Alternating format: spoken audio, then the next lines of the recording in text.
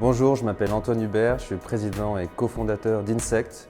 Insect, société du NES 40, élève des insectes et les transforme en ingrédients haut de gamme pour nourrir les animaux et les plantes et bientôt les hommes. L'engagement chez Insect, c'est déjà notre propre raison d'être.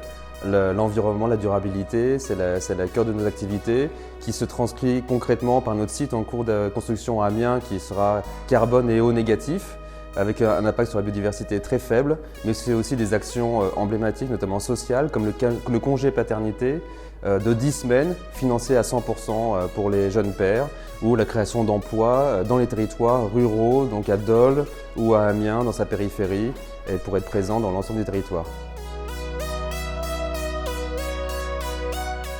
Insect avait été lauréat de stratégie disruptive du prix EY en 2018. Concrètement, derrière, ça a permis de renforcer notre visibilité quelques mois avant notre levée de fonds majeure de plus de 300 millions annoncée il y a quelques mois. Et aussi plus de réseaux dans des occasions, notamment même des rencontres, des remises de prix. C'est l'occasion de rencontrer un certain nombre d'entrepreneurs, d'investisseurs et de renforcer ces liens avec l'écosystème français. Alors 2021, ça va être une année vraiment importante pour Insect, c'est vraiment une année de transformation. L'ouverture de notre site emblématique, la plus grande ferme verticale au monde d'insectes, à Amiens en toute fin d'année.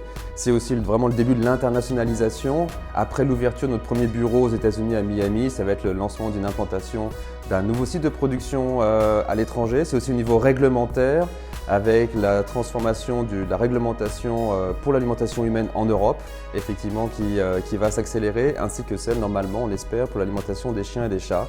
Et en tant qu'équipe, on devrait passer le cap vraiment de l'ETI avec plus de 250 personnes en fin d'année.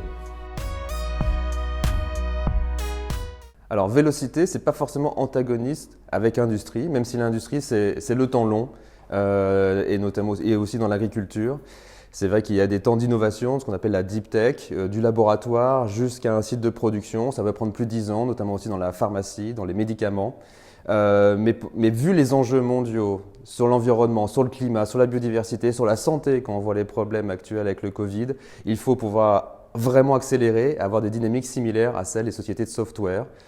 C'est pour ça qu'il faut un alignement de l'écosystème financier, réglementaire pour les produits, pour les autorisations, etc., pour faire en sorte d'arriver à délivrer et à atteindre tous ces enjeux dans un temps beaucoup plus court que ferait l'industrie classiquement.